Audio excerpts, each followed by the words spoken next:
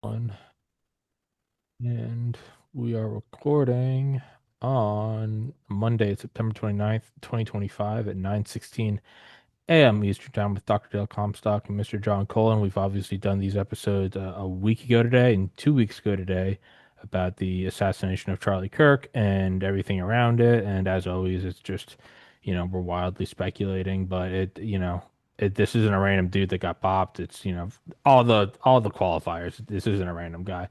Guys, go into the description. Please go grab both of Dale's books. Go follow his Instagram. Go follow John on YouTube, his Twitter, his subscribe, his Patreon, all that good stuff. But yeah, to resume, and I think I saw this morning. I have no idea if it's real, but I thought I saw a blurb that said the NSA detected Israeli phones on campus the day Kirk was killed. I have no idea if that's true. I have no idea if that's muddying the waters. I don't know. It literally could just be somebody made that up. I Mhm. don't know. But John, update us on exactly where we are now. Pretty scary. There's been a bunch of shootings and fires at churches and restaurants and stuff in the last couple of days, which I've not spent any time on. I've stayed focused on this Charlie Kirk thing. So, last time we were together, we were kind of hypothesizing about, what's going on, what are we seeing in the audio, right? We were looking at the audio, and were there two shots? Was there one shot? There were two peaks right next to each other. And upon further study, it turns out that that was an echo. And so I wanted to, make sure that we clear up some of this stuff. And I think it's maybe probably important also to share with the audience this process that I use, because people comment often and they'll say, well, Cullen got this wrong. Cullen said the shot was from 145 yards. Cullen got that wrong. Cullen said the shot was at 7 degrees or whatever it was. So the method that I use is from a book called the McKinsey method, and it's what they use at McKinsey. So McKinsey's, this creepy consulting company that does executive level consulting. And there's a book called the McKinsey method. And I started using this method probably 25 years ago.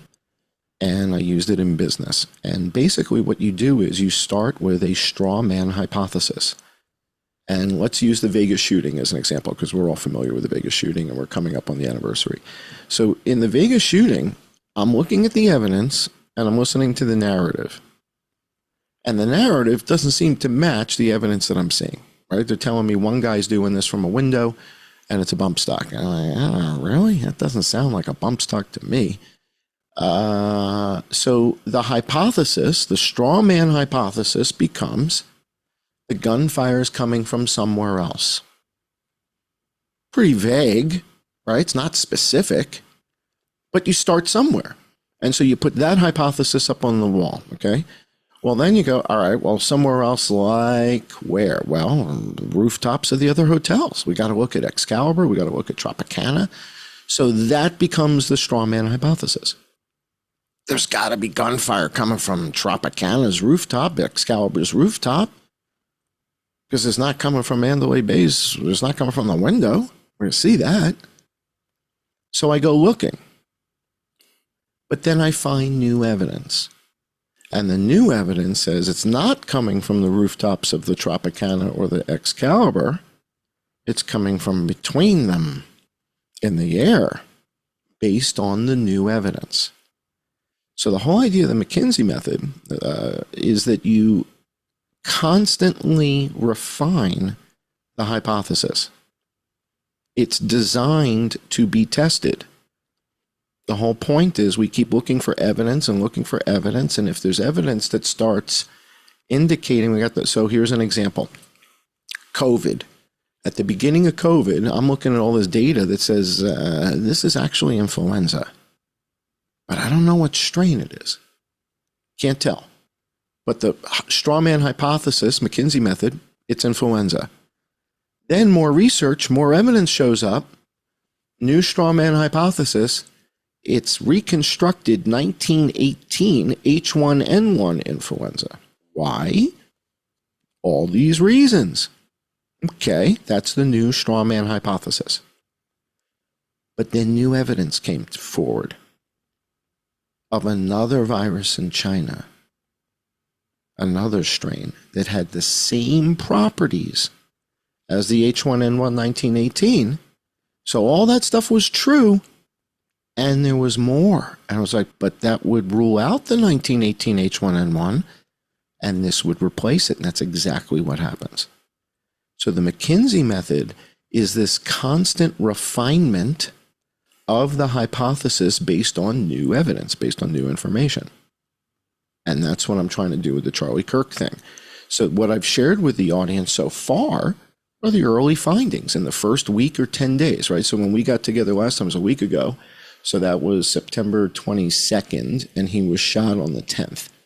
Right, Well, so we got together twice. So a week ago was the 22nd, and then we did an episode 1 week before that. So we okay. talked on the 15th, All right.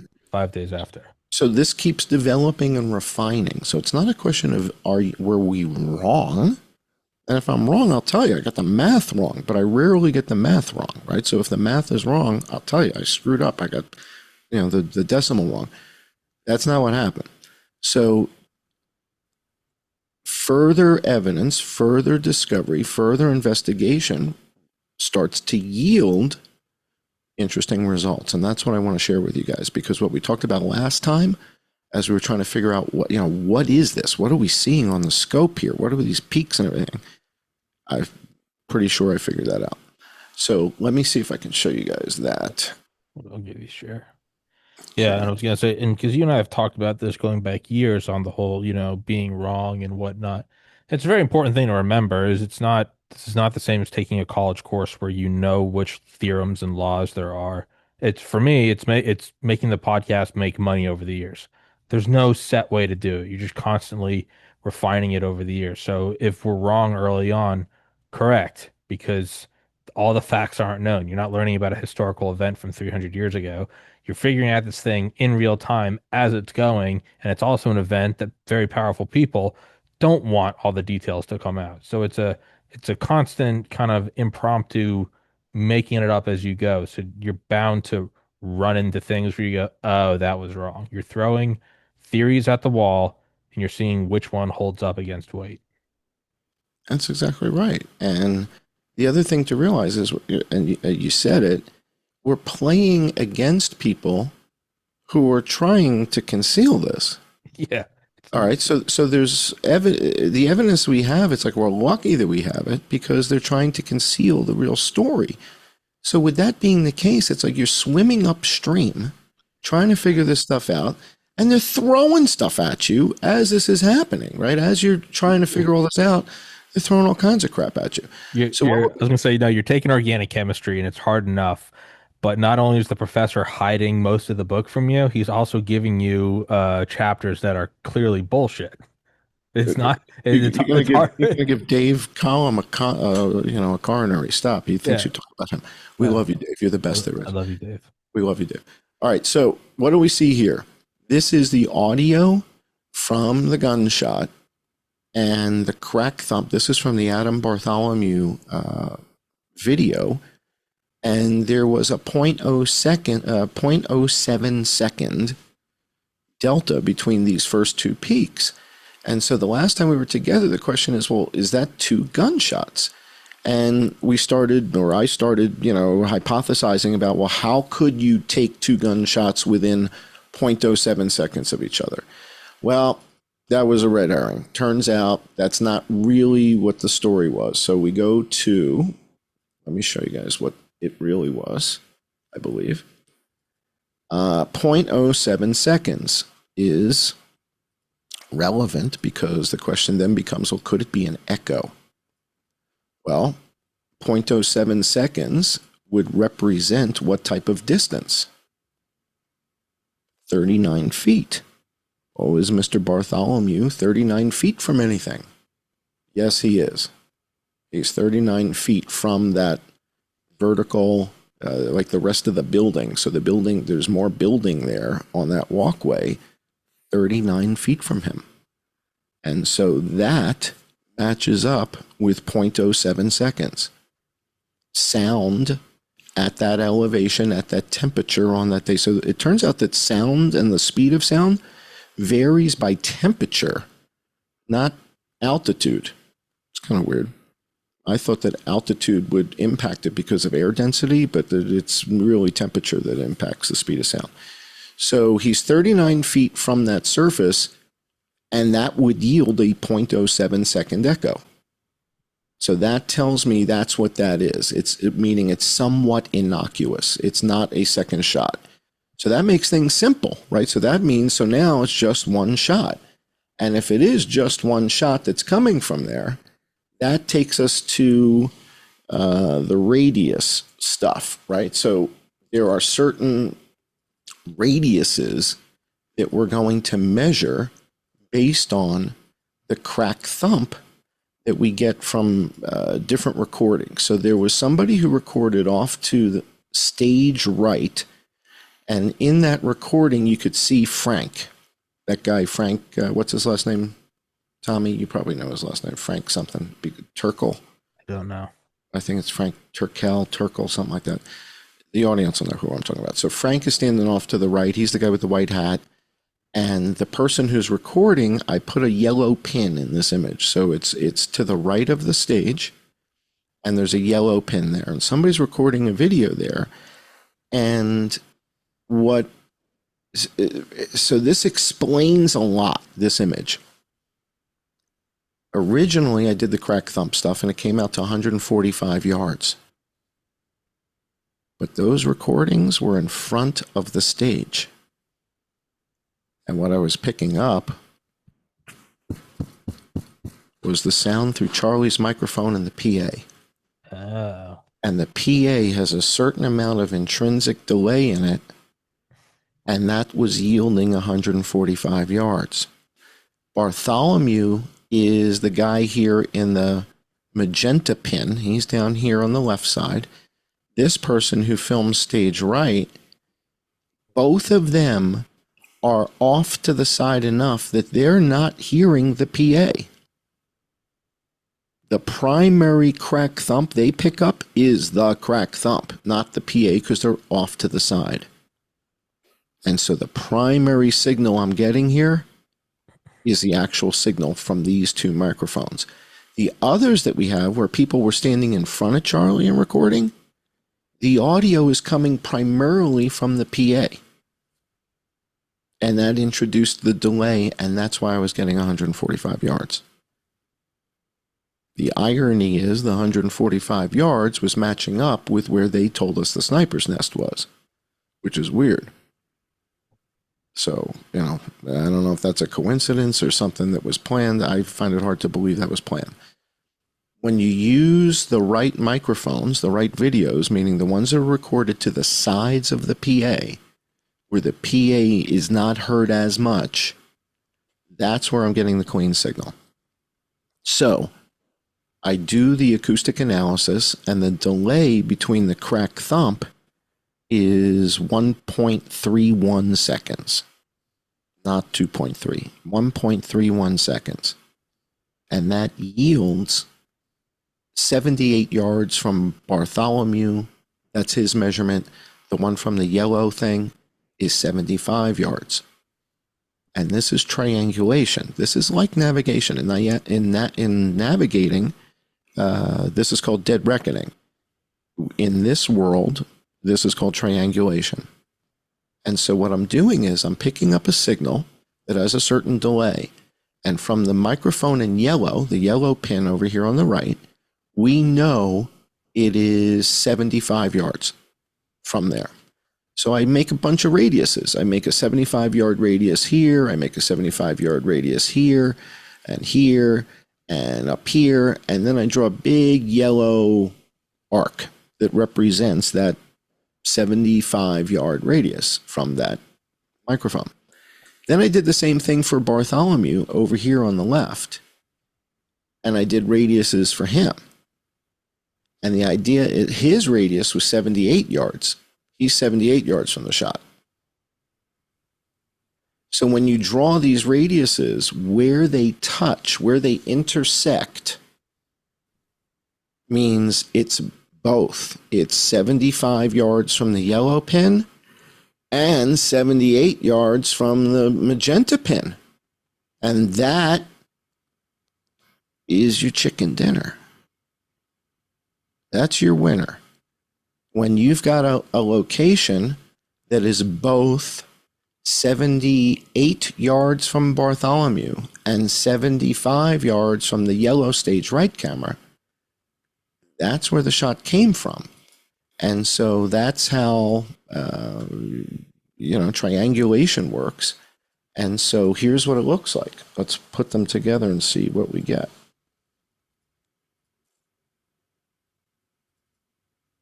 So then it looks like this when we put the two arcs together. So this is from the audio that we have that's up on the walkway and the audio that's stage right. We draw the two radiuses. We put those two radiuses together. And where they touch gives you a zone. Now keep in mind, my pin placement isn't exact within centimeters, right? I'm within 3 feet, 4 feet, give or take, right? So that means that the zone where the shot's coming from is similarly a vicinity, right? We can't say it's there. The shot came from that, but we can say it came from there. So the vicinity where you see this red star is where the two radii touch. It's both 78 yards from Bartholomew and 75 yards from the camera that was stage right. All right, let me show you guys the what footage I'm talking about here so everybody knows what is the Bartholomew footage, so everybody knows what the hell that is. Let's see if I can find that.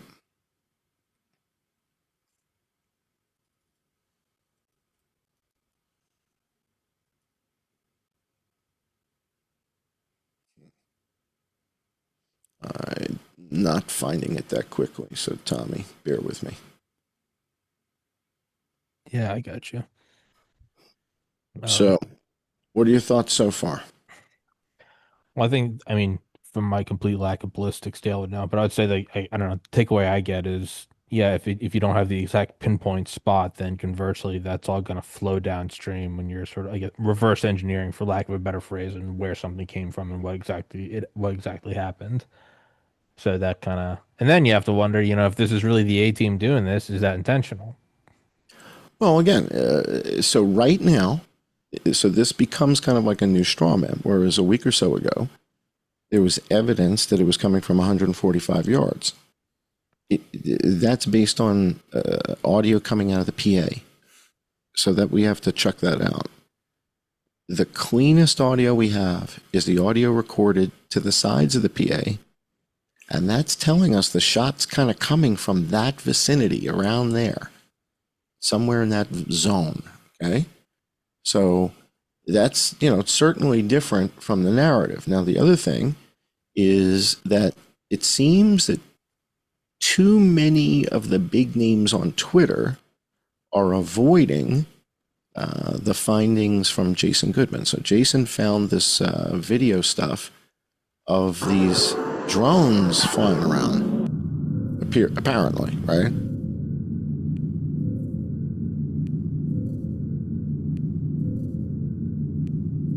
So he found this. I don't know who's been shot. Oh, actually, this serves two purposes. All right, so this is the Bartholomew recording. All right, so this is where Bartholomew is standing. So the guy who I'm measuring the cracked thump from, it's this footage. It's from this guy. So it's where he's standing. He's up on the walkway. So he's to the side of the PA. He picks up the sound of the gunshot.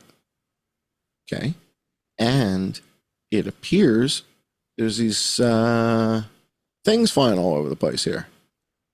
What is it, a flying penguin? What the hell is that?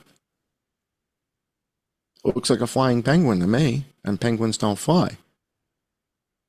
What the hell is that? X-Wing starfighter? Watch how fast these things go, man. It's gone, man. It's like nobody even realizes they're there.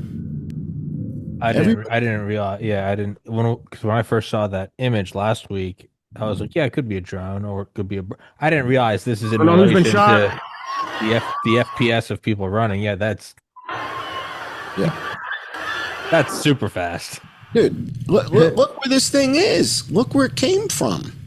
Well, not only that, look at the people and look how much they move as this thing moves. They're barely moving forward of step, and this thing is, But okay, when it's here by the concrete, right there. yeah, Hang on. Right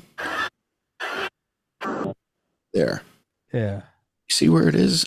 In the little circle? Look at the yeah, little circle. yeah. So that means it's in front of that concrete thing. Whatever that concrete thing is, it's in front of that.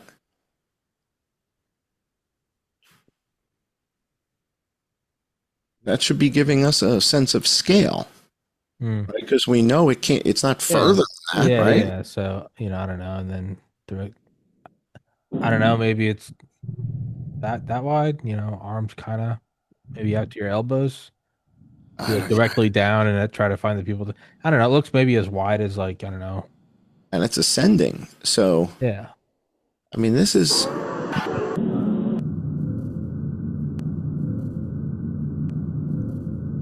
We don't have video of that or audio video of that prior to the shot. You know who's been shot? well, there is footage. Hang on, there is some footage that somebody shared with me. It may or may not be. Again, it's kind of inconclusive. It's hard to tell with a lot of this stuff. I'll show you guys. You tell me what you think of it. Let me just find it here. So it shows us a couple of images. Let's see what we think of this.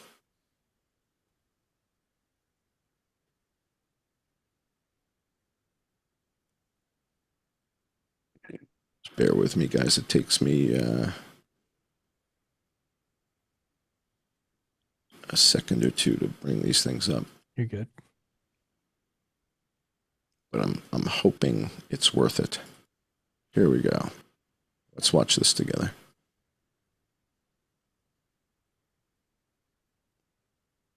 Again, it's hard to tell, right? So you guys tell me what you think you're seeing here.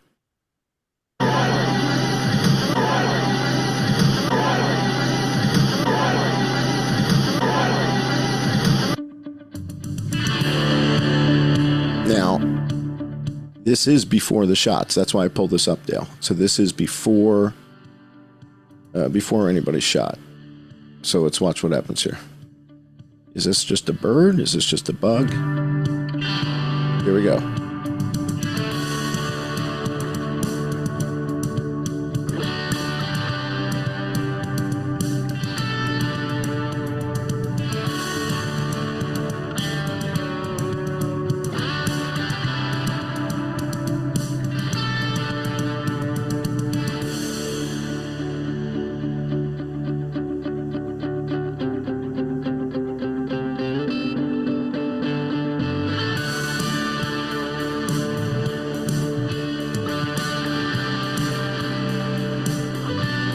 That's not a bird. All right, so some people think that might be an insect, but when I isolate it, so when I isolate the image, we get this. Let's see, hang on.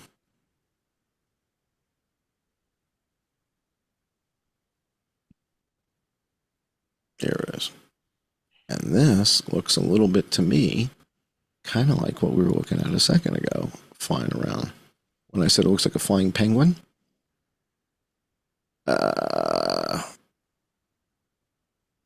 to me, this looks like a flying penguin. So if this is that same flying penguin, this is before the shots, and we see it after the shots. So I don't know. Again, it's hard to tell. This stuff is flying, and we know there are bugs. We know there's wasps. But to me, this looks a little bit different than the wasps. It's big. Yeah. Relative to everything else. I mean, it looks like a drone. It actually looks like the drone we talked about last week, right? It had that whole shape to it. It didn't Yeah. have the extended legs to it like we're used to seeing. Um, And that guy, the guy who owns that company, Lucky Palmer Lucky. Palmer Lucky is the CEO of Anduril, the company that makes those drones. when I shared that video of them moving around, he went kind of ballistic. Like he's losing his mind. He's a billionaire. And he's shit posting on Twitter. Take that video and stick it up your ass. It's like, dude, you're a billionaire, bro. Chill. If it's nothing, it's nothing. And then, the other thing that continues to, be kind of like, well, why doesn't anybody want to touch this hot potato is the spy plane, right? So we got the spy plane, and it turns out it was at 200 feet both times, not 600 and 200. It was at 200 feet, 204 and 203 on both passes. So at 3 hours before Charlie is shot, it comes in and does a low pass. It radios the tower. I don't think I had the audio last week. You guys didn't get to hear the pilot, did you? I have the audio. I have the audio of the pilot talking to the tower. We'll play that in a second. So the pilot radios the tower for a missed approach, kind of like a touch and go without the touch. So missed approach. But he doesn't really make the missed approach. He just kind of flies by the airport. All right, but it provides a nice cover story that they were doing missed approach practices. Okay, but they do it twice in the same day at the same spot, and their lowest point in the whole trip is adjacent to where Charlie was shot. So in other words, as they're flying on that trajectory there, the lowest point is right next to the university. Now, this is 3 hours prior, and then they do it again 24 minutes after he's shot. After flying all over the country all day. In other words, they went from El Paso, Texas to Kalispell, Montana. You can't go much further south to north here. And then they flew back, and then they went to Lake Havasu, and then they went back to El Paso, and then they're flying all over the place. And 24 minutes after Charlie was shot, they're at 200 feet adjacent to they were there that morning. Did they forget something? Did they have to pick something up that they dropped off? I don't know. So the thing that's weird is that aircraft is this aircraft. And that's what makes this very uncomfortable, Tommy, is this part. Because this is that plane. All right, so now we got to ask ourselves, why is Pete Hegseth bringing everybody together again? What's that all about? Yeah. What's that all about? Is Pete going to sit him down and say, who's the son of a bitch who was in command of this? You're under arrest. You're going to be court-martialed in front of everybody. Did we ever hear what all has that meeting happened yet? For everybody listening, Pete Hegseth, I guess, is calling all the generals to the Pentagon. It's only happened a handful of times in the last 100 years. Yes, it's happening tomorrow, the 30th. But they didn't say what it's for. And where are they going? They're going to Quantico? They're going to Manassas? I think they're going to the physical Pentagon. Okay. All right, so that's tomorrow. I mean, we know whose command this is. We know where it comes from. We know that it's Leidos, which is the former SAIC. All right, can't spell SAIC without CIA. Yeah. All right, so Leidos is SAIC, and the company that has this is a fully owned subsidiary of Leidos. And we hear the pilot, talking to the tower. And a lot of people have said, well, maybe this was a Mossad operation and all that kind of stuff. And I've met Israeli guys, and they don't sound like this, right? So I've got the pilot talking to the tower. Let's see if I can find this. Hang on.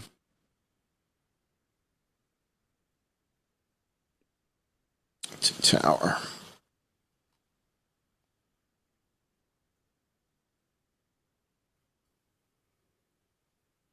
Yeah, I just looked at it. It said that they don't think it's happened.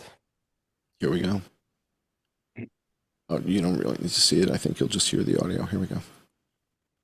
Tower Axle 10 is with you inbound on the RNAV 13 low approach.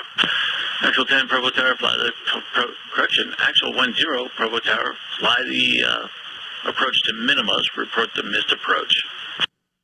Axle 10 will fly to minimums and we'll call the missed.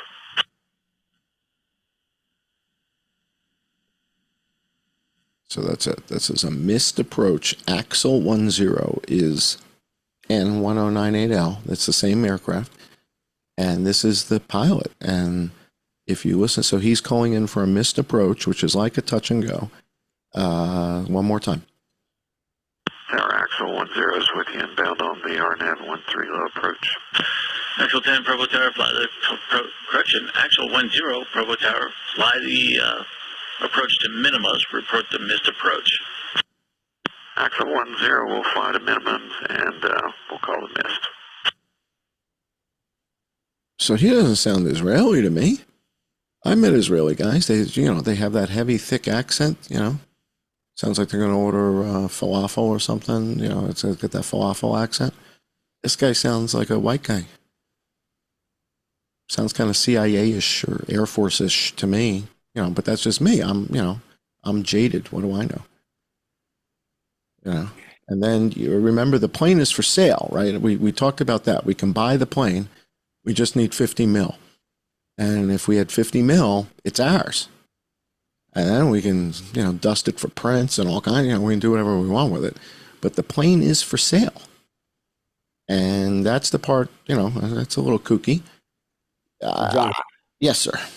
So you have the audio of that moment where they call the missed approach, but do we have audio where the flight plan where they indicate that they were going to make that approach? Was that ever part of the flight plan, or was that just at the last second he looped and go? Great question. And made that call, right? Great question. Now so I don't know the answer, but what we do know is, so I've got a bunch of recordings here. I got 3 of them that I gave titles to, which means they're probably different. Let's listen to all 3 of them, all right, real quick, and then I want to show you what we got from the tower. Where do you see this? So that question's awesome. Listen. 397 Alpha Mike on ILS 13 with Romeo looking to go mid. Axle 10, traffic straight ahead is a Cessna at 5,500. We'll be making left traffic. Looking for the traffic, Axle 10, and we're on the missed. Axle 10, maintain 9,000, fly the published missed approach. 9,000 published missed, Axle 10. Axle 10, you're above that Cessna traffic. Contact approach 118.85. 1885, roger. So 9,000 feet, there's a Cessna. Talking about missed approaches already at 9,000. Let's see. This might be the same one we heard the first time. Axle 10, traffic straight ahead is a Cessna. Yeah, we just heard that. All right, so you've heard everything I've got. So it's basically these 2 interchanges between the pilot and the tower. But then somebody who, was following me and whatever, reached out to Provo Airport and said, hey, we'd like to get, this is FAA stuff. It's in the public domain. Provo City's not allowed to release the requested records. The records are being used in an ongoing investigation and have been classified as protected under Utah code. Now, if it's a ferry transsexual, Tommy, why are the airport records classified as protected? If it's a ferry transsexual dressed up like a Beanie Baby, why would the airport have anything to do with anything? Yeah, why was there even an investigation if it's just some normal flight? That's not good. Yeah. Not a good look, right? Not a good look. That's not. That ain't Right. great. Okay, and so again, it's like we're not hallucinating here. In other words, this aircraft did this on this day, and it is that spooky spy plane. And that spooky spy plane is the plane that they're talking about being able to launch UAVs from. And we see a bunch of UAVs flying around. It's like if we just had the spy plane, it would be creepy. If we just had the UAVs, it would be creepy. The fact that the spy plane that we have is the UAV launching spy plane, and that none of the big names on Twitter are kind of losing their minds. It's like, so like everybody works for the CIA. It's like that joke that Dave Chappelle tells about Diddy and the sex parties, and it's like finding out that you're just not that good looking. It's like, it's like everybody on Twitter's with the agency, but the three of us. It's like we're not good looking enough for you. Fuck you guys. What do you mean? How do we didn't get an invitation to the party? Because it seems like everybody on Twitter is ignoring this. Well, it's what Con Inc. is and always has been and always will be. And you're allowed to, as Tim Dillon says, you're not allowed to question what happened on October 7th or September 11th. What you are allowed to talk about is men shouldn't be in girls' bathrooms. And it turns out the liberals are the real fascists. And remember when Obama, that's like what you're allowed to talk about. That's in the Right. accepted, you don't even know what gender you are. Wah, wah. You're allowed to say that. What you're not allowed to say is like, why were there drones in the nearby airport, classified flight records after Charlie Kirk was killed?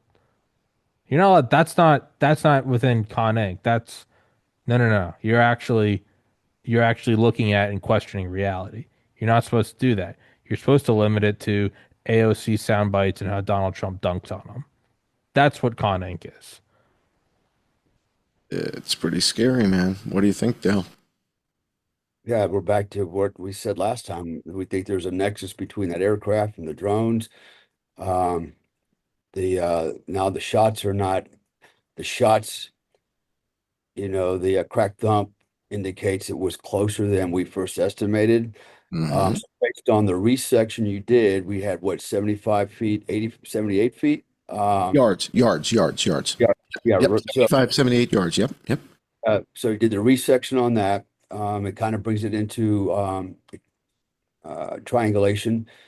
And then we have the arcs they cross. So it kind of puts it right at around that 75, 78 yards.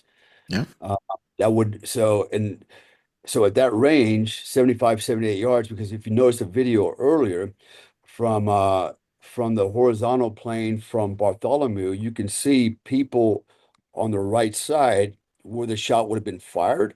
They would have Now the question I have, they would have seen if it was a drone taking that shot, it was right in front of them. Yeah. Um, so I guess we haven't had anybody come forward, go, hey, I saw a drone, I saw smoke coming out of it. Or did we not say we did have that last time, right? Did we not say we had a drone with smoke last time? Yeah, We did have, yeah, but it was far away. It was kind of distant. Let's rock through some of this footage here because this maps to what you're talking about, Dale. Let me show you guys this because this looks over in that direction where a lot of people think there's a shot coming. And we do see, some stuff. We see like reflections and stuff in the glass. And so that's legit, right? So this is worth looking at. Up in that circle, there's something. And we see some sort of reflection up there. The people up in that vicinity, if there was some sort of shot taken from there, would probably go, turn towards the guy, if it was next to them or in front of them, or, if there was a shot taken from in that vicinity. Let me see if I can find this video footage from this angle here. I think I've got it. Yeah, the angle I was talking about was right out at the 78-yard line. Yeah. Then to the right, you had people on that side, even on the elevated positions, looking. So the shot looks like it would have come from the trees or around the tree area. And then off to the right side, there were people there. So, Let me see if I can find that. Let me pull that up. I know what you're talking about now. Hang on. Okay, so here.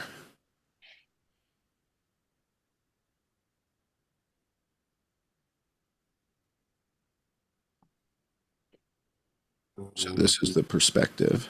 Yeah. Okay, exactly. So, all right. So it looked like the 78-yard line, 75, 78-yard line is somewhere on the lettering there, say the letter H, on width, frame width. Um, and so Yeah, if you look yeah, to the yeah. 3, 4 o'clock position, you see somebody on the roof or something on the roof there. You see people standing there also. Yes, you do. On And on then, like that balcony underneath across the frame, if you guys look under the words across the frame, you see yep, people on that yep, balcony. That's what yep. Dale's talking about. Yeah.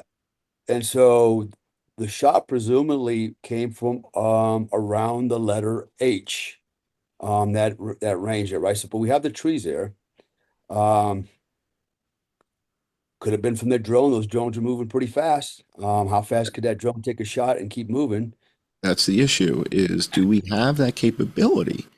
I think Do I think I think computationally, yeah. I mean, I remember seeing something about how fast Teslas reacted during like safety tests. And I remember Elon Musk explained, he's like, you don't understand, like these computers are looking around 1,000 times a second, and to them each second feels like an hour. That's why they're able to just to what look to us seems like magic. So yeah, I think if it's a computer, I think that's a no-brainer. Wind, humidity, speed. I think it's they can do it like that.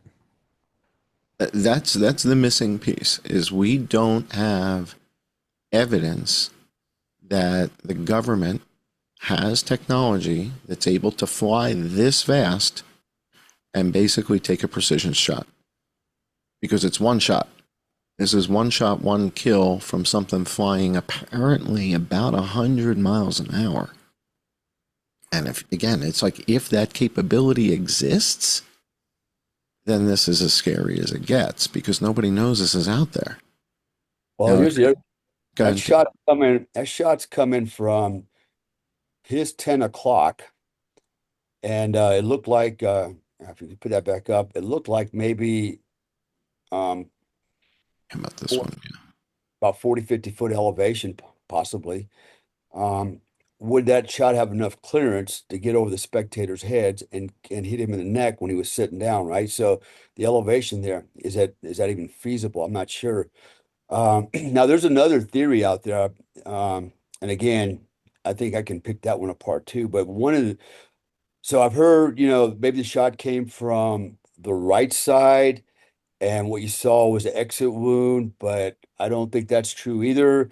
And then the other one was, so here's the really one that's kind of, um, pretty spectacular is, so they're indicating that perhaps his microphone that was on his lapel was maybe a loaded type of microphone. I doubt it, but you saw a guy, one of his security guys, like pull on his shirt, and the theory is it was a trigger, and he fired a shot, and the mic went off, and that's what hit him in the neck. I'd throw that out the door because you're assuming that that thing was perfectly aimed at his Blind, neck, yeah. right? Yeah. So I don't think I don't, and moreover, you would have seen recoil. You would have seen a lot more shit from that shot. So I don't believe that one bit. Um, And charring, right? Wouldn't there be charring on the shirt yeah. from I the mean, charge, right? yeah, exactly. And so there would have been a little bit of that. You would have seen some kind of discharge. There would have been some residue of some type coming out of there. So I don't think that's a viable theory either. I'm still inclined to believe it was a shot, but where did the shot come from? And was it really a 30-06? Maybe, maybe not. Um, Yeah, I don't think so. yeah, it could have been anything at that point. And so when you said last time you did the what do you call it? The sonic uh you know Correct thumb. Yeah, correct thumb yeah, evaluation. Yeah. yeah. Oh, the sonic analysis. Hmm. So originally it sounded like it was 140 something yards Right. from shot to thump, right? And that was lined up with the the ballistics of a 30-06 or that 300 Win Mag or whatever. Right. And now saying, nope, that's not possible. It's 75 to 78 yards. Right. Um, now that might change the weapon type of the ballistics, the caliber. Hmm. Um, Perhaps it's smaller. I would say it was smaller because now so okay, so now again, you know, we can make universals say, yeah, if a 30-06 hits you in the neck, it'd blow your whole neck out. Well, honestly, I've seen dudes get shot with 300 Win Mags, and through the shoulder, traveled through the chest, no exit wound, and they were dead as a doornail, and there was no blood. In fact, the one that I'm remembering was a sniper shot, one of our sniper shots. The guy had a little tiny hole, just a little tiny hole in his sleeve there, and you had to look for. There was no blood, there was nothing.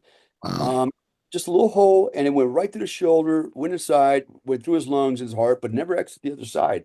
Um, so the theory that you'll see a big, a big exit wound and all kinds of blood. Well, not always the case, but in this case, because it did hit the carotid artery, um, I would think that round, if it was some in whatever caliber it was, it's going to keep going through, because I doubt it hit any bone.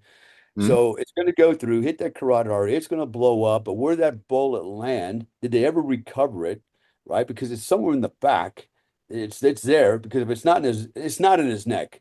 Okay, there's no way it's still in his neck. If it was in his neck, it's definitely not a 300 Win Mag or 30-06 or anything like that. 30 cal for sure. It went through.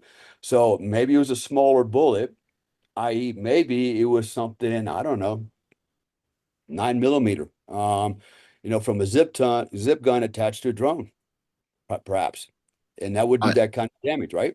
I Uh, think so. If the FBI is coming up with cover up stories like they did with COVID, right, or the CIA, whoever it is that comes up with the stuff, they tend. It's like they need a piece of it to be somewhat accurate.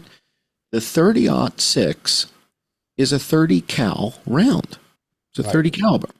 So it basically can stand in for a 7.62 because a 7.62 is also a 30 cal round. right. So I'm thinking when they tell the public it's a 30-06 from a Mauser 98, that's like a coronavirus from a bat in a bat cave in China when it's really a chicken virus from Wisconsin. It's like, but it's going to make a 30 millimeter, it's going to make a 30 caliber wound. The Mhm. wound will be consistent with a 30 cal shot, whether it's 30-06 or 7.62 by 39. So I'm thinking they shared that with the public in order to account for the degree of kinetic impact, the degree of damage, right? His cervical spine is destroyed. His head falls to the side. I think using 30-06 is like a smart counterintelligence play if in fact it's a 300 blackout or a 7.62 by 39 or something that's a little bit more tactical that they don't want the public to know it's a tactical round. They don't want it to know that. They want you to think it's a deer hunting round from a transsexual furry. So 30-06 is perfect for that. And everybody, oh, 30-06 will kill a deer. And everybody's talking about it. It's like a red herring to me. I think it's some form of 30 cal. Well, here's And what I think. I think it makes if you want a sniper theory and you come up with a Mauser that has no serial numbers on it, right? So it's an old World War I, World War II vintage weapon with no serial number. Okay, so now that's not traceable. You make up this story, it belonged to grandpa. Um, that would make sense if you're going to take a long shot, a sniper shot, but we're starting to believe it's not a long shot. It wasn't a sniper shot. It was within 78 yards. Now, here's the thing. Did it have to be 30 caliber? I believe no, because I think if you attach a 30 caliber to a drone or you brought it in any closer, the report's going to be a lot louder.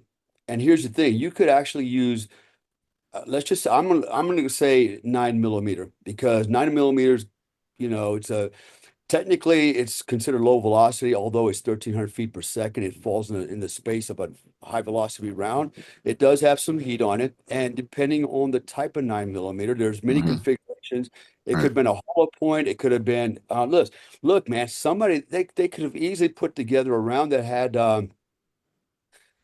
some type of tungsten core in it, made it armor piercing. They could have made it sort of mushrooms out. There's so many sexy bullets out there that expand Yeah. I actually used to be a vendor for a company that, man, we had 9 millimeter, and I would shoot a watermelon with it, and it would literally blow that watermelon, like just blow it to pieces. Like didn't enter and go out the outside, just blew it apart, right? And so the design of the bullet will also determine the damage, Right. whether it's, some type of temporary or permanent wound channel, the exit wounds, all those things. So that a 9 millimeter, um, configured a certain way, you I'm can, with you. it's, I hear it's you. 78, Yeah. at Yeah. 78 yards, you can take a pretty accurate shot. Listen, an MP5, it's got a Yeah. pretty short barrel. I Got can it right here. shoot you right between the eyeballs every day, all day long at 100 meters, no problem, Right. right? And so Right. we attach a 9 millimeter barrel, and maybe we actually make it a, 8 or 9 inch barrel on it to a 9 millimeter to a drone. And we put some specialty bullets in it. I think you can get the same effect. I think you're And right. listen, and you're still going to have that loudness because it's now right over our heads when it goes off. All right, it's going to have a louder report, which might make you believe that it was a rifle. So you know, I know what you're uh, saying. I'm with you. I'm agreeing with you. In fact, I've got some of those rounds you're talking about in my 357. So my 357 Magnum, I've got some of those rounds. I'll go grab some of them in a minute. Let's look at some footage together. I want to show you guys some stuff because this whole concept of getting shot from the right side and that the hole we see in his neck is an exit wound.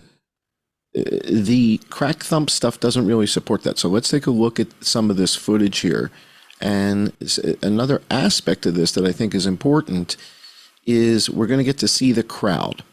We're going to get to see the crowd in that vicinity where a shot may have been taken. So let's just kind of watch it. I'm going to keep the audio off.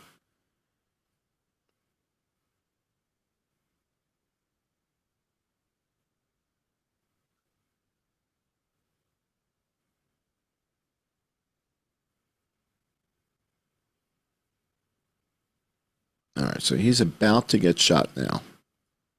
All right, and the camera doesn't stay focused on him after he gets shot. It's going to pan around. But the point here is if we look at all those people up on that balcony on the stairwell, right? You see those guys up there above the shade tent who yeah. are looking from up in that vicinity.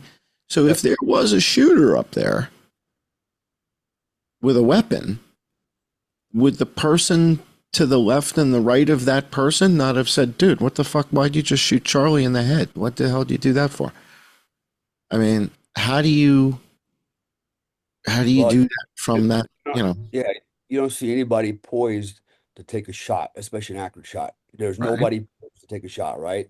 And here it Um, comes. in that crowd.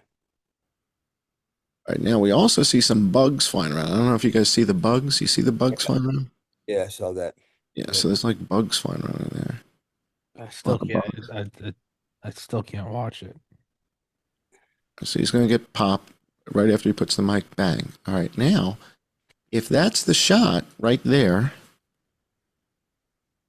okay, well, who would have taken it from up on the right? Do we see anybody up there with a gun?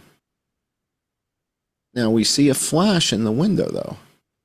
All right, look above the tent right up here. All right, you can't see my cursor. All right, Yeah, we can. above, you can? You see my cursor up here? Yeah. Okay, cool. All right, so look right here, and I'm going to rock the video. See that? Yeah, there is a Ah, little flash there. You're right. That's just in one frame. ah. All right, so watch. I'm going to go forward, forward, see it. Now, when does Charlie get shot? 1, 2, 3, 4, 5, 6 frames, 7 frames, 8 frames. So 8 frames later, he gets shot. 8/30ths of a second is 4/15ths of a second. I don't know, man. That's too long to see. So, in other words, is that muzzle flash in that we're seeing in that reflection up there? I'm rocking back and forth now. Is that Well, muzzle flash? yeah, so you see the guy's head bobbing up and down. It coincides with the flash. The guy in the white shirt, um, looks a little bit bigger than everybody else. He's standing on top of him, basically. You see his head go up and down at the same time the flash happens. If you go back to it. Oh yeah, you're right. Look at that. Is it? Yep. Is it a Yeah, reflection off the visor? You freaking genius, man. it might be. You look at you. You freaking genius. It could be a reflection off of glasses on the head or the visor. But now keep watching. Okay, I'm going to rock forward. Wait, here we go. All right, so there's the reflection. Boom. And the head moves, right? Head, reflection all at the same time.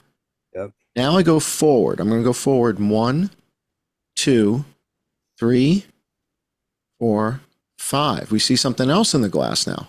A little dot there, right? Yeah, look. You see that? I'm rocking. Okay. Now look. Now that, I don't know, is that a reflection of a UAV or is that a bug? Because we saw bugs all over the place. I don't think it's a UAV. It's too small, Yeah. you know? I was All right, thinking maybe, Charlie's been shot. yeah. All right. So we see some reflections up there, but at the moment he shot,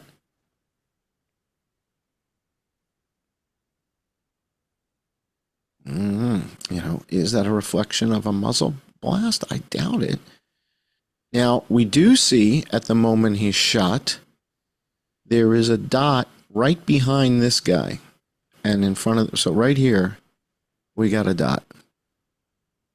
You guys see that? I'm going to rock. Mhm. You see that? Yeah. Yeah. And then it seems to go further back by this guy and his head. And so is that a bug or is that a round or is that a piece of flesh flying out of Charlie's head or something? So watch again. Charlie's hit. Boom. Boom. Do we have No. any idea what the depth is? I mean, is that by the guys back there, or is that 5 feet from the camera? Well, it's got to be. Good question. Is that? I mean, that's Don't know. that's the difference between like a piece of pollen and Ooh, like a you know round. what? You know what? Tommy, look down here. Look at this guy's shoulder. All right, You see that? See that dot? is it the same one? Oh, and now it's in front of his knee. Wait, go back. Do you see it appear right in front of Charlie's? Or that's the microphone. Sorry. Okay. So I see it at the kid's shoulder now. Yeah. One frame. Now and it's behind the guy's head. Right. And then it's there. So 1, 2, 3. I think it's a bug. Yeah. Might be a I think bug. it's a bug. I think Yeah. it's from this guy's shoulder And then to, yeah. to here. And then there. And I think it's a bug because now I'm going to go back 1, 2 frames and it's at the red kid's shoulder again. Yeah, I think that's a gnat. Okay, so here's an observation. Yes, If sir. if the bullet came from the front, and Mhm. it was some type of 30 caliber, because it went through the neck, it would have gone through the neck. It would not have lodged in the neck. No way. It would have been a through and through shot. Now, you don't see any splash on that white, whatever that thing is, that material in the back. There's no impact. It's not moving. There's nothing post impact on the Charlie's neck in that wall back there, right? Well, I think it looks like some type of backdrop they put Yeah. back there. Yeah. I think if it was hit with a bullet, you'd see some movement, vibration, or maybe even a hole going through it. Maybe from a blood splatter. You don't see any of that. So in my mind, he didn't get hit with a 30-06. I'm thinking I'm gonna stick with my theory. It was some type of 9mm expanding ammunition. And it stopped in his neck, and it should still be in his neck. So if it did pass through, it's laying on the floor. Somebody should have picked that up and saw it. So it was not a 30-06. It was not 30 caliber because it would have went through that neck, through that carotid artery, and it would have at least impacted that backdrop. I don't see any indication that it was hit by anything. It didn't even move, not even a little bit. So again, I'm thinking it was something else, maybe 9mm of some type with possibly expanding ammunition that did that kind of damage. And so if it did, then if it was an expanded bullet, then there's got to be remnants of it somewhere. Either like they pulled out of his neck, go, that's not a 308, that's a 9mm, or it's laying on the floor somewhere. All right. So- Yeah. So here's here's the thing. If you're right, and very well could be. If it is a 9mm, one of those fancy tipped ones that you and I both love, I got to recalculate the crack thump for the slower muzzle velocity, and it's significant. It's about half. Well, actually, it might not be slower, right? So let's just say you take 9mm and you add some a little bit more powder to it, right? You beef plus P and a 9-inch barrel. And we're not we're assuming they just went to Walmart and bought a box of 9mm. Right. All I'm right. pretty sure if you're gonna go through the trouble of doing this shit, you're gonna fucking custom make a bullet that's gonna have a little bit more ass to it, a little bit more heat to it, and it's gonna get the job done. So that's why I'm thinking something in the range of a 9mm, 1,300 feet plus per second, and and it's going to be some type of expanding or like a sable round. It's going to deliver a second round. There's going to be some type of specialty ammo. And I know I like the 300 blackout as far as the size of it. Seems like a reasonable compromise. But the problem is, so you're talking about going through that much tissue on the side of the neck, right? It is not going to embed in there. It's going to just keep on going through and through. There's no way it's just going to stop there.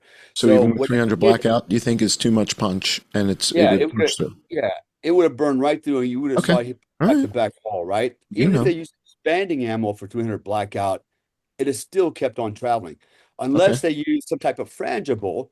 But even frangible, when it hits flesh, doesn't just go poof and disappear. It does that when it's something solid, but not flesh. Okay, it was still kept its composition to some degree. All right. So I'm not buying it was a 300. All right, I'm going to lean towards you. All right, I'm going to recalculate and see what that does. If I just back off on the muzzle velocity a little bit, let me see what that does, because it may line up with where the UAVs are, may not. Who the hell knows? But forgive me.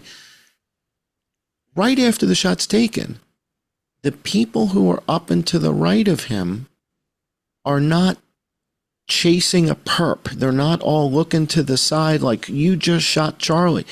There's not a convergence of people. Like everybody's not looking at one another and pointing to somebody and go, hey, that guy just...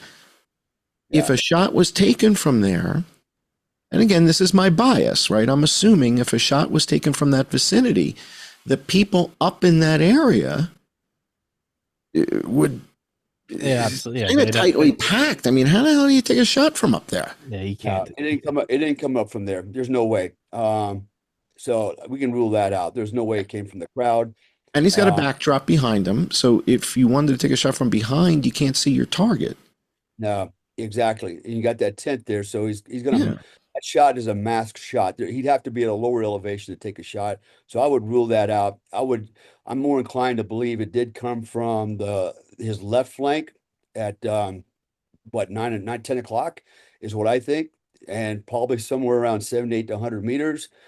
But the question is, why did nobody out there see the drone fire? Or maybe the barrel was suppressed on it. There's a lot of noise. He's talking on a PA system. That sound could have easily been masked. Moreover, let's play it. I've got it here. Yeah. Let's play let me stop sharing this one. Let me get this one. This is the shot. And this is probably the clearest audio that we have. This is the audio from the guy up on the walkway. All right, so this is Bartholomew's audio, and this is from his device, meaning this is like from his iPad. So this is about as clear as we're going to get. Say that one more time real quick. We also don't condone Hamas. We think that genocide's wrong on both sides. We're just saying that we're not advocating Israel is the one that's doing the most right. We're pro-Jewish people and pro-Palestinian people. We just think people should live and people have a right to live. And that's kind of back to like the love one another thing. It's like love everyone. Love everyone, regardless of race, everything. Well, thanks, guys. Appreciate you guys coming out here. We appreciate you. Love you. Are you going to go down and see get closer? Are they like restricting you guys up here or what? Nah, it's too crowded. It's just, there's just so much. Before we had a flag and we had it so it was positioned above the tent so it would be in the camp and get us moved. What was that? He just got shot! Holy shit! Holy shit! Down and see get closer? Are they like restricting you guys up here or what? Nah, it's too crowded. It's just, there's just so much. Before we had a flag and we had it so it was positioned above the tent so it would be in the camp and get us moved. What was that? Okay, So I got another theory to support that too. All right, that's a pretty loud report. Right. Yeah, that was a But boom. but again, what if this ammo had an extra load in it? And here's the other theory: if we saw the drone flying away, okay, think now, drones can fly backwards. Oh, they're not. It's not like this at the front of the drone. You can flip a drone around; it can fly backwards. Right. And what if that drone was flying backwards, still dialed in on him, and took that shot? Okay. And because the report was coming from an elevation, you're more likely going to hear it. Everybody's going to hear it because it's above our head. And what if it, like I said, look, I got an FNFAL with a 9-inch barrel on it, 7.62, and when I shoot that thing, it sounds Well, like an FN. What is it? An FN? What? FNFAL. Okay. With a Yeah, 9-inch barrel? yeah, it's a pistol. Yeah, Nice, nice. yeah, Okay. when I shoot that thing, you think I just shot a howitzer, man. So, Yeah, it's uh, kaboom. Yeah, so when you alter the barrel and you alter, the muzzle brake, and then now maybe this drone's actually flying away, taking a shot backwards, which, by the way, if you think about the logic on that one, it looked like it was flying away from Charlie Kirk, but if it was aiming at him, it could still get a nice clean shot as it's moving away. sure. Rather than trying to dive bomb in and take the shot, I think that would have been more noticeable than if the And thing was flying away. the recoil acts as an acceleration for it to leave the scene. To leverage the So, recoil as like a slingshot, like taking off from an aircraft carrier. Use the exactly, recoil and run with it and disappear. exactly. Like judo. So, Take take take so take that kinetic energy. that answers the question about that 78-yard shot, because that puts that drone right about over that point. I wish we could see muzzle blast or a puff of smoke but we Well, see nothing here. Here, let's watch it again. Positioned above the tent, so it would be in the camera. They just move. Wait a second. Wait a Tent, so it second. would be in the camera. Let's watch in the trees. Keep your eyes on the tree between the two kids. So before we had a flag and we had it, so it's positioned above the tent. There's so a it would be bug. in the camera. They just move. What was that? He just got shot! Holy shit! Holy shit!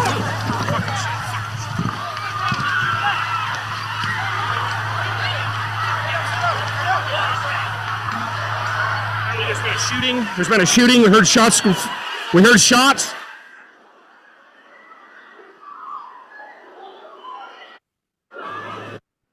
And so it was from this footage that Jason finds all the freaking drones flying around. It's like you don't even notice them.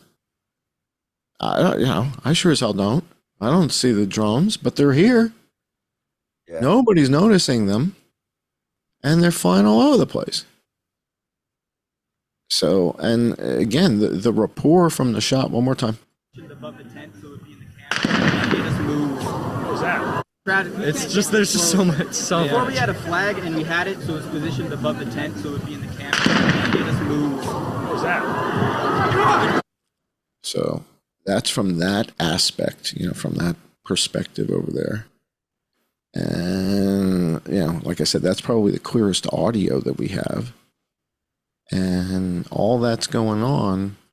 And 24 minutes after the shot is taken, we got these guys at 200 feet. Yeah, I'm thinking. Tommy, you know these guys, right?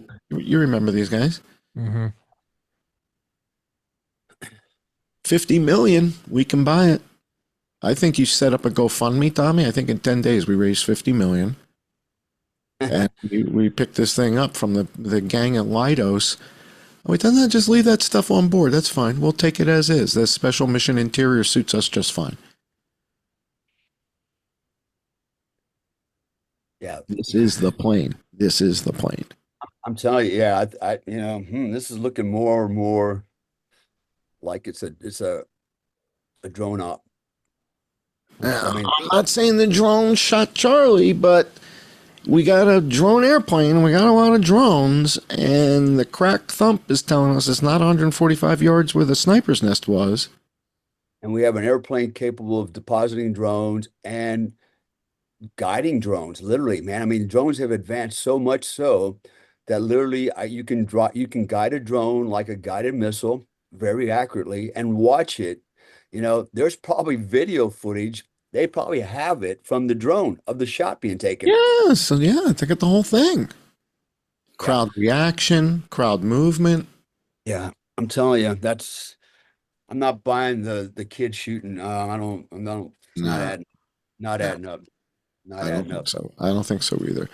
And the interesting thing is how much activity there was on the red herring stuff. So Tommy, there's a lot of people online talking about the microphone blew up. A lot of people talking about the shot came from behind. A lot of people talking about there's a trap door underneath. Now people are talking about there's a hologram. It's like everything but the spy plane and the drones. It's like, if there's drones and a spy plane, why do you think there's an exploding microphone? And everybody for 10 days was talking about how he was wearing a bulletproof vest and the shot ricocheted off his vest. And I was like, he's not wearing a freaking vest. What do you care? I got a vest. If I wear my vest, people can tell I'm wearing my vest. I mean, everybody knows I'm wearing my vest. So it won't bounce off anyways. It won't bounce yeah, off. right. So this whole, it's just red herring after red herring after red herring. And yet they're ignoring the elephant and the gorilla in the room. It's like the elephant is the UAVs and the gorilla is the spy plane. And they both smell like shit, Tom. Yeah. It's like, how do you avoid the stink? You got UAVs flying all over the place. You got a spy plane at 200 feet. Let's talk about the microphone. That seems a little weird. I mean, it seems to me like people are trying to mislead the public. It seems like everybody on YouTube or on Twitter is talking about all the wrong stuff. Even Chris Martinson, who did the crack thump and came up with similar stuff to me, ignoring the UAVs and ignoring the spy plane. That's limited hangout behavior. Right? And nothing should be off limits except for it's a flat earth, right? We don't have time for that horse shit. Space is real. It's not gay. Space is real. Earth is not flat. Other than that, I'm not sure I got time for the lizard people conversation, but most things are up for conversation. Why are they avoiding the UAVs? Why are they avoiding the spy plane?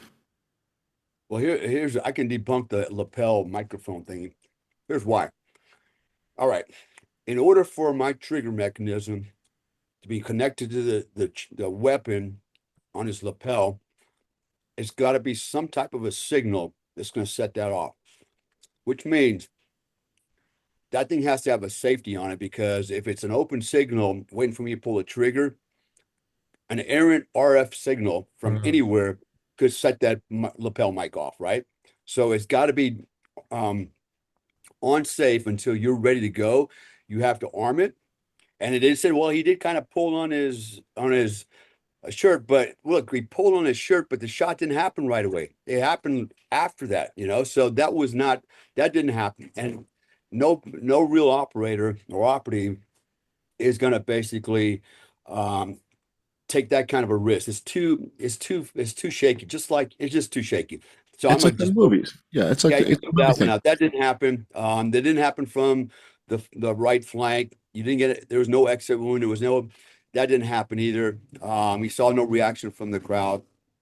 And now I saw footage, Dale, from when the Israelis did the beeper thing, the pagers, and they blew up the pagers, right? And it looks like an explosion in the guy's pants. I mean, it looks like charred. You got charred clothing, charred flesh. I mean, there's an explosion going on, and it looks like there was an explosion. Charlie's wearing a white shirt. If there had been an incendiary event under his neck, the shirt would be charred, the skin would be charred. We literally have the footage from the Israeli beeper attack. And by the way, what you were just saying about the safety, I was reading that with the Israeli beeper attack, they got a message that said, you've received an encrypted message. Press enter to decrypt. So there was a safety even with the Israeli one. Absolutely. That it required the recipient to hit the button for the damn thing to explode. Right. So you are right. Even the Israelis put a frickin' safety on there. They wouldn't just send out the signal and have it explode. You had to hit the press to decode in order for it to activate. Yeah. And we'll actually talk about that on the 9/11 thing too, right? Look, you get the same problem with that, right? That whole theory. That's why it's bullshit. So anyways, so I'm, through the process of elimination in my mind, anyways, it all comes back to that was not a sniper shot from 140 something meters or yards. Plus everything, the post, you know, the post attack piece of it is not adding up. The clothes, the change of clothes, the screwdriver, blah blah blah. None of that adds up. I think he was just a patsy. The part that's starting to make more sense and more sense is the drone option.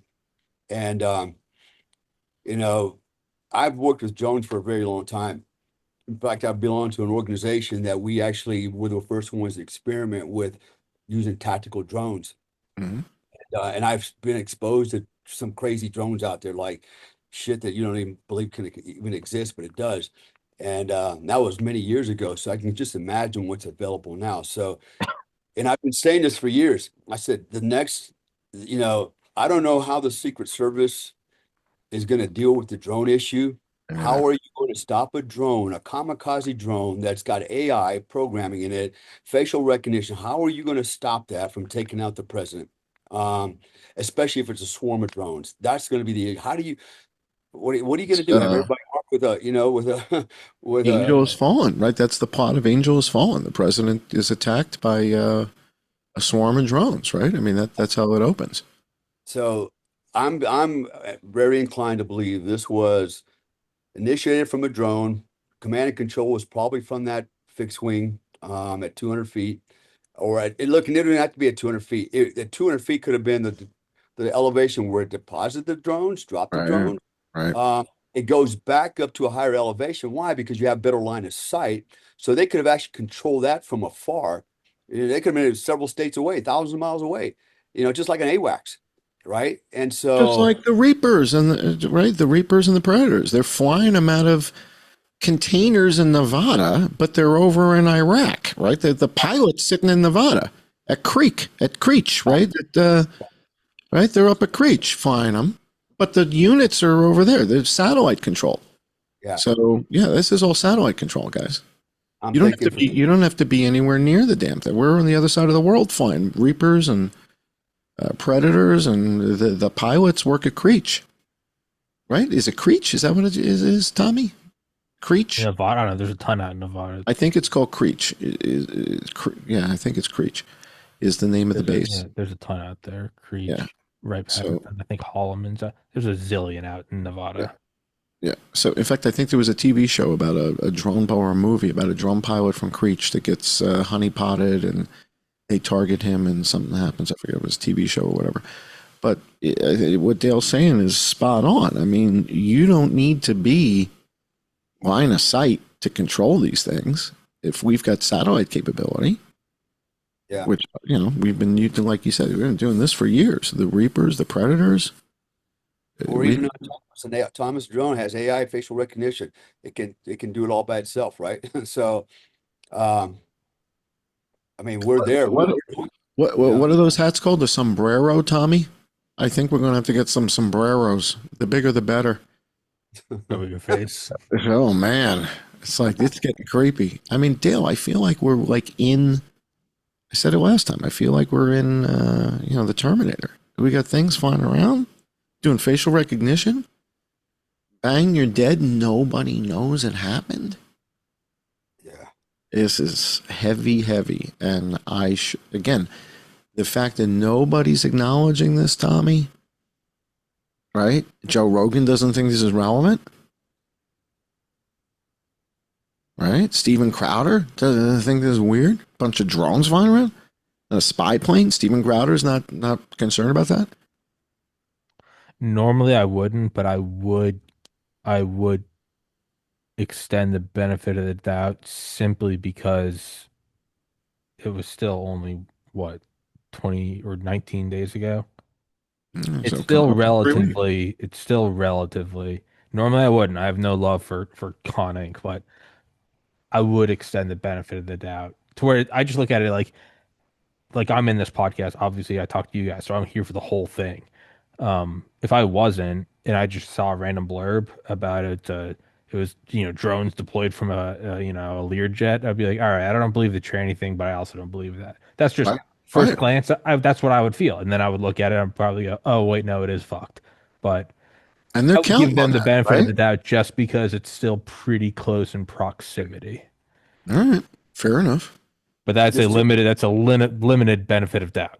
I'd give yeah. them up to about You're a right. month. Yeah, yeah. They're running out of rope. I They hear get you. to October 10th, and I'd be like, all right. If there's still no major, like this is what happened, well, that you have to start, There's turning over two, stuff that you don't there's two want to. phenomena at play here too, right? So Yeah. one of them is the Dunning-Kruger effect. People think they're smarter than what they really are. So we got all Yep. these experts out there, Yeah.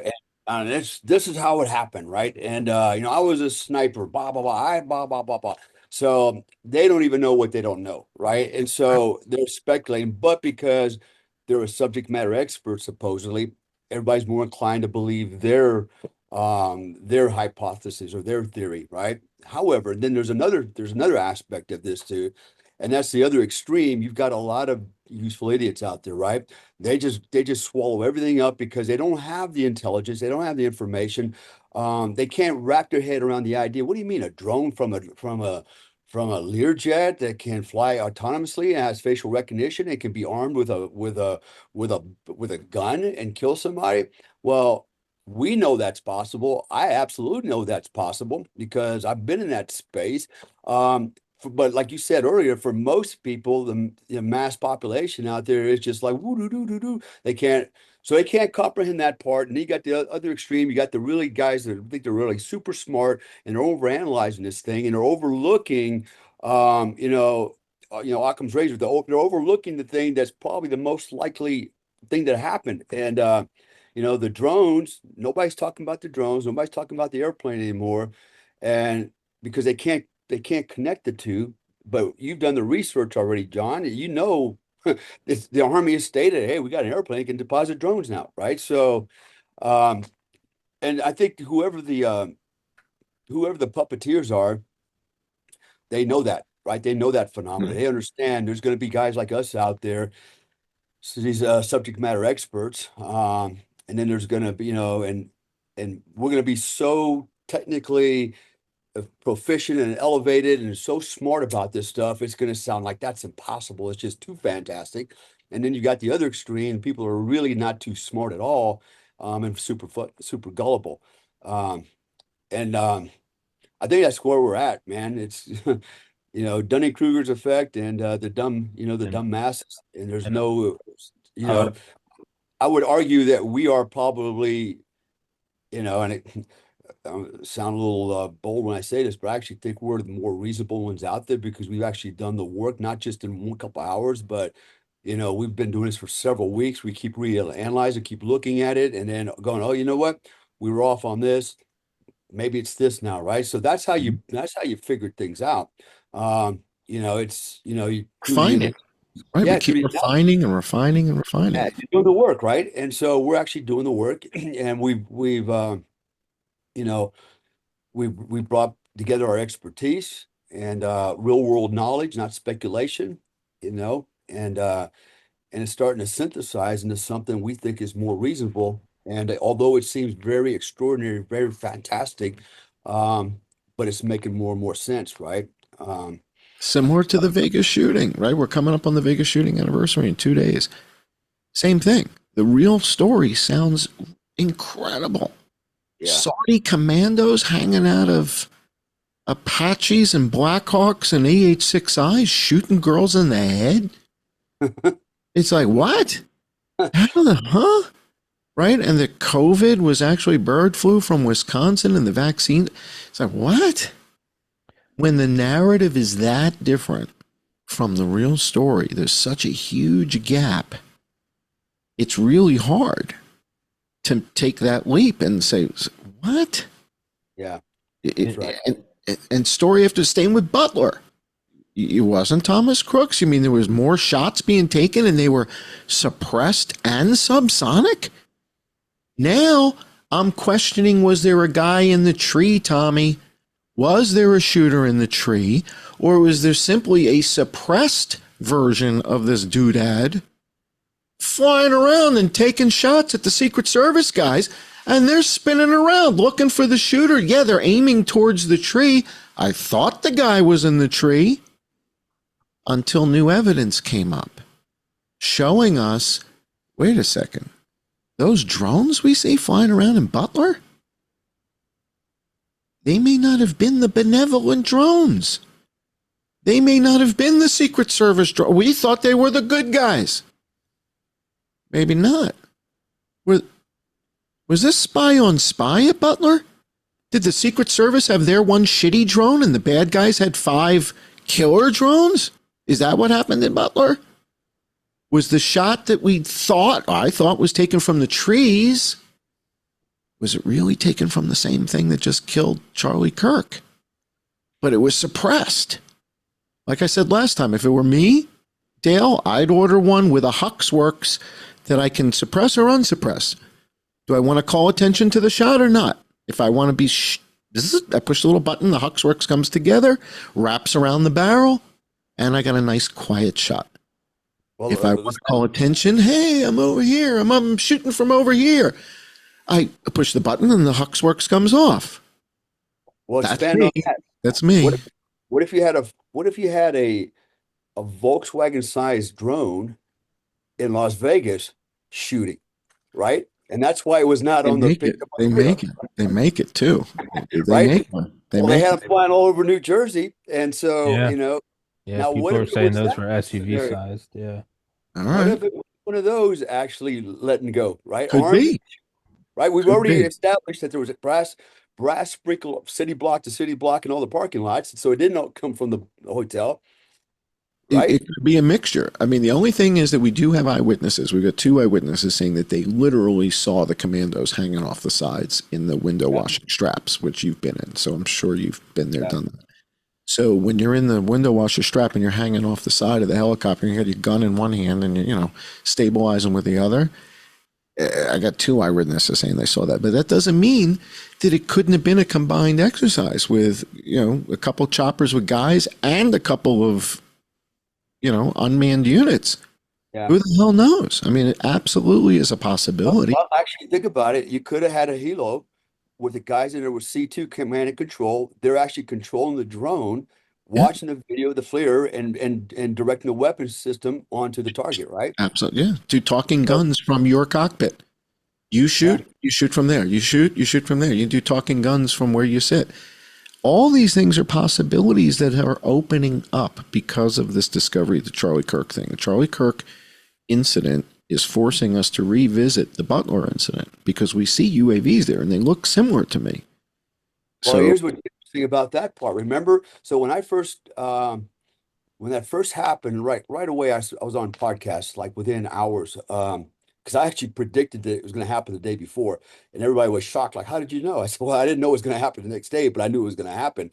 But my first thought on the Butler Creek thing was, why were there no drones flying, doing reconnaissance, right? If you had drones up flying the perimeter, you would be able to pick up anybody climbing the roof, in the trees, all those types of things. So, okay, so in my mind, there was no Secret Service drones in the air. And if they were, the drone pilots were asleep because they should have picked up anybody up there. So the drones that were there, whose drones were they? So maybe those drones were the attack drones. Maybe they are the ones that did it now. So you're right. We might want to go back and revisit that. I think we have to. We know the Secret Service had a guy there named Ed Castro who was on their sheet. So they have like a call sheet of all the people who were assigned to the day. He's on the sheet. And he was like the white hat pilot. So they supposedly had a drone. Chuck Grassley told us they launched the drone at such and such a time. So we did have a white hat drone in the sky, but I'm not sure that's the one we see on the footage, right? So the footage we see, we got something zooming around just like at the Charlie Kirk thing. And so that is drawing me back to Butler right now. I feel we've got to go revisit that footage, look at that, compare it to what we see going on in Utah.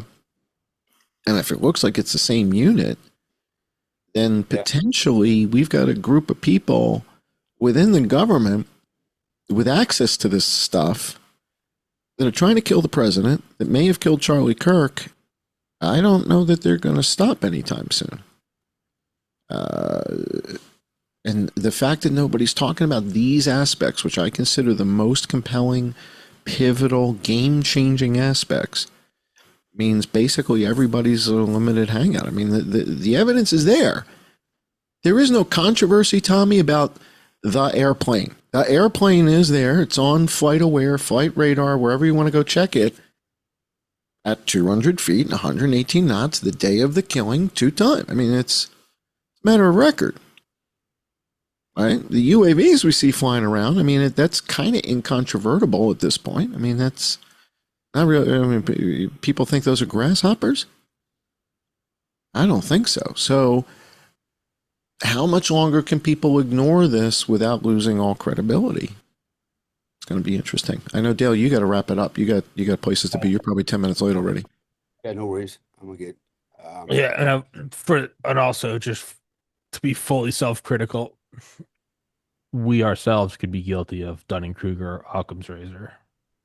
Just Could be. Just Could as be. just as in the spirit of open-mindedness and refining of theories, we could also be in our own bubble.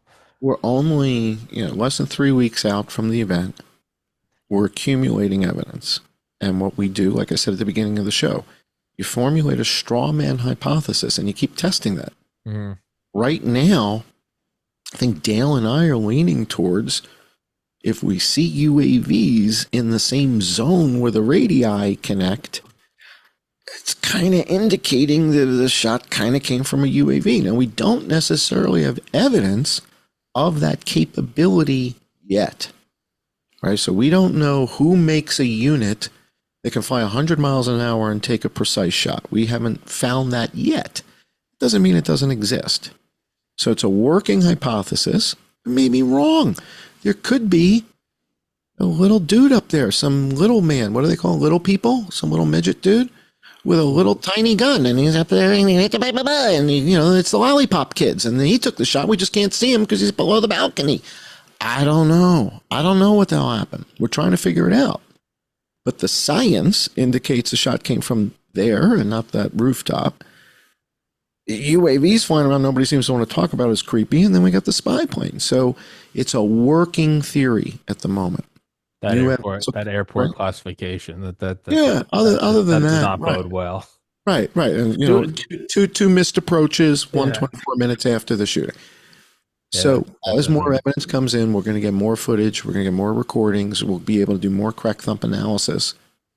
And we just keep zeroing in and refining until we pretty much have zeroed in on it. So that's where I think we're at, guys. I can't thank you enough, Dale. Thank you. Yeah, Thanks for sharing your experiences, man. I'll upload this as soon as we get off, and then I'll send it to both of you guys. Great. Man, these episodes, eyes open, man. These episodes are taking years off my life. I think sombrero sales are about to skyrocket. So I'm investing. I'm very bullish on sombreros right now. So fair enough. All right, Joe. Let's wrap this up. Everybody watching, please go to the description. Please go grab Dale's books. Go to his Instagram. Follow him on Instagram. John's Twitter. His YouTube. His Patreon. Subscribe star. All that good stuff. And until next time, guys. Thank you so much. Bye, guys. Gentlemen.